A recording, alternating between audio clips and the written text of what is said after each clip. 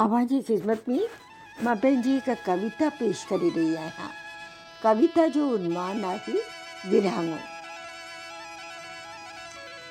हीअ कविता हिकु भेरे न्यूज़ आइटम कुझु अर्सो पहिरें जॾहिं ॾिठुमि, जंहिंमें हिकिड़ो मज़लूम पीउ पंहिंजे नियाणियुनि जे सिलसिले में दाहूं करे रहियो हो ऐं उनजो आवाज़ ऐं दाहूं जेके आहिनि से ॿुधी करे दिलि दहिलजी रही हुई। उन जे रद्द अमल तौर हिन कविता जनम वरितो।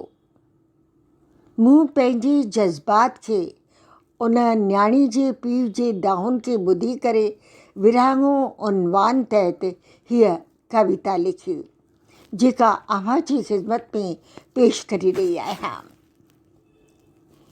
ईश्वर अल्लाह राम रहीम, ईश्वर अल्लाह राम रहीम, रब मिड़ेई हिकिड़ो। ईश्वर अल्लाह राम रहीम, रब मिड़ेई हिकिड़ो। दीन धर्म जो हिकु ई दर्स, हर इंसान में खून हिकिड़ो। ईश्वर अल्लाह राम रहीम, रब मिड़ेई हिकिड़ो। दीन धर्म जो हिकु ई दर्स, हर इंसान में खून हिकिड़ो। पोइ छो रवीना ऐं रीना सां फ़र्क़ु, पोइ छो रवीना ऐं रीना सां फ़र्क़ु। रुख़साना ऐं रेहाना जे हिकु रहंड जो, रहीम जे राहिनि जो दर्द वॾो। रवीना ऐं रीना सां इहो फ़र्क़ु छो, रुख़साना ऐं रेहाना जे हिकु रहंड जो, रहीम जे राहिनि जो दर्द वॾो। राम जे राह जे पांधीड़नि जो बेमौत मरण, जीअरे क़तल जो दर्द न दर्द। राम जे राह जे पांधीड़नि जो बेमौत मरण, जीअरे क़तल जो दर्द न दर्द।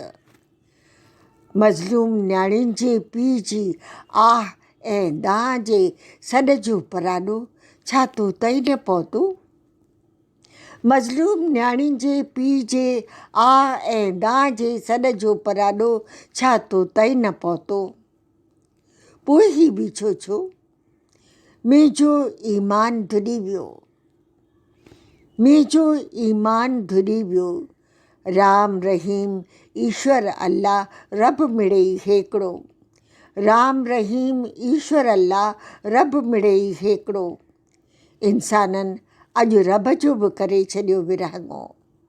राम रहीम, ईश्वर अल्लाह, रब मिड़ेई हिकिड़ो। इंसाननि अॼु रब जो बि करे छॾियो विरहाङो।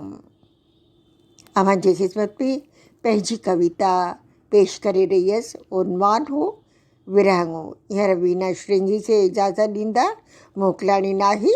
साथ सलामत।